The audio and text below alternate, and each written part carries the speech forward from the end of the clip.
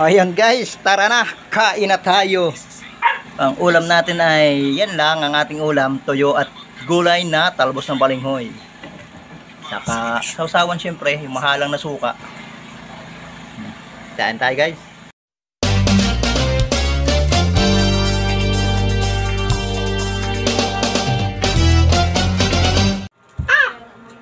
Ayun guys, for today's video, maggugulay tayo ng dahon ng balinghoy.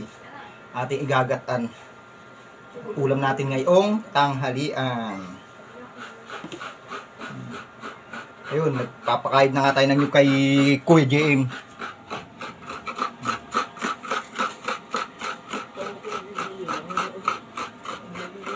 At ito naman ay ating hahalbusan. Gagayatin muna bago halbusan.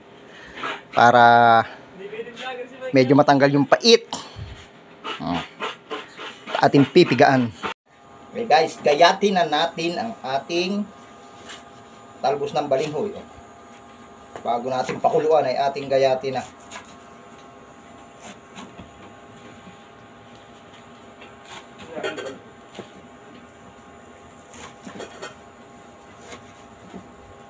Okay, tapos na natin gayatin. Ating pakukuluan naman. Pero mamaya natin papakuluan pagkatapos nung sinaing. Pag nain-ina, hindi pa inin yung sinaing. Lagyan muna natin ng tubig. Mamaya natin sasalang at nakasalang pa ang sinaing natin. Okay guys, salang na natin. Pakuluan na natin na ito'y maluto na. Tanghali na. 11:37 na. Hindi pa nahahalbusan ang ating gulay. Habang hinahalbusan natin yan, gatain na natin ang ating gata. Ang ating niyog pala. Para pagkatapos halbusan, kagatan na natin. Tanghali na. Gatain na natin. Para pag nahalbusan na yung diretso gataan na natin. Pipigaan lang natin yung dahon ng balinghoy.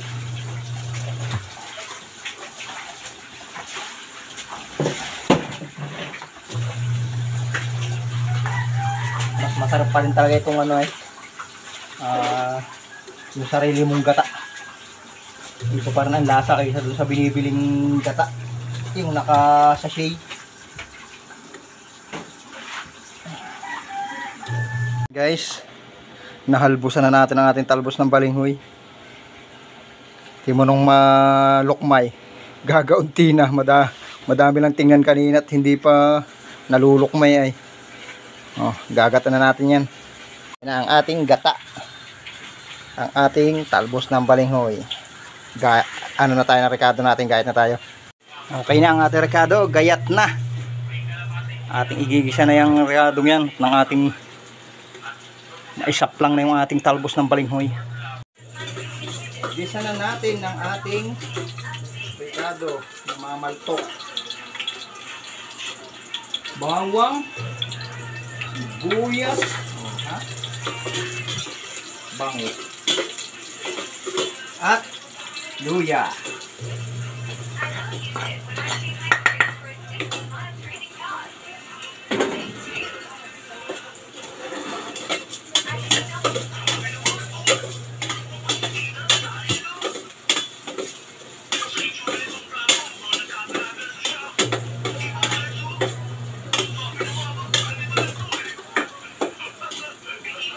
Tapos, lagay natin ang talbos ng balinghoy. Atin muna hiwag-hiwagin para hindi sama-sama. Para hindi dikit-dikit.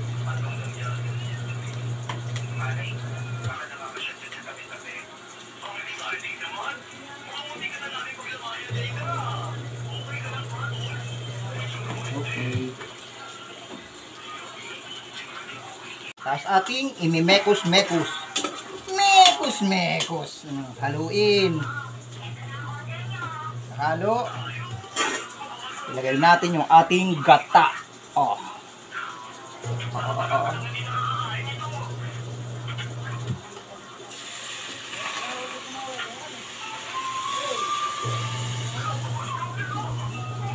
Yung mga natin ilahat at tubig na yun. Yan. Yan. Hintayin lang natin kumulo at pakakati-katihin natin. Yung medyo kati ba yung gata. Hindi natin tatakpan yan. Hayaan natin bukas kasi yan ay lilinaw ang gata. Mabubuo-buo. Ay hindi masarap pagkagayon. Tapos hahanap tayo ng siling labuyo. Lalagyan natin yan ay bisa. Yan guys, may sili na tayo. Oh. Siling labuyo. Lalahok natin dito yan. Oh. Ayos na yan. Sarap niyan. Yon, 4 na pirasong siling labuyo. Ilagay na natin. O, ayan o. Ang ating labuyo na sili. Kakati-katihin lang natin ng kaunti. Ayos na yan. Kain na naman tayo. Yun guys. Tikman na natin yan.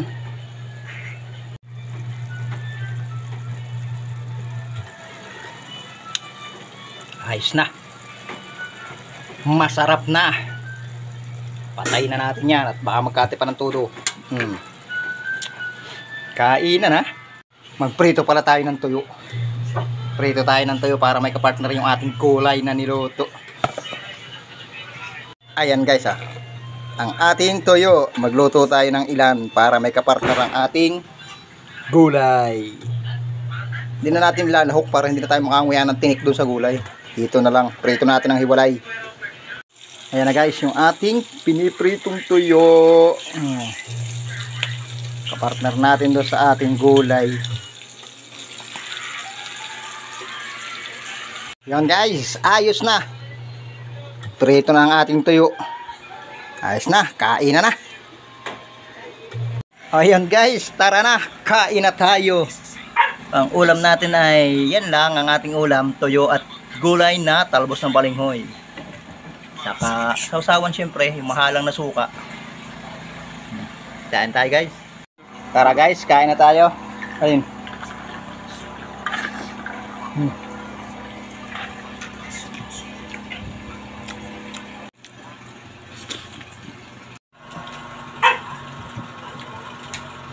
Kain tayo guys.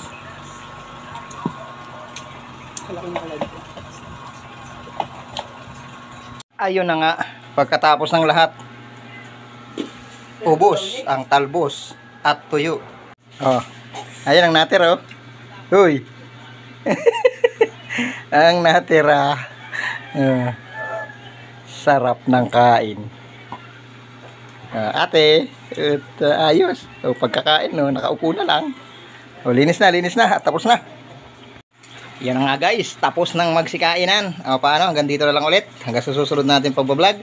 Salamat sa panonood at suporta. I love you all. Babush.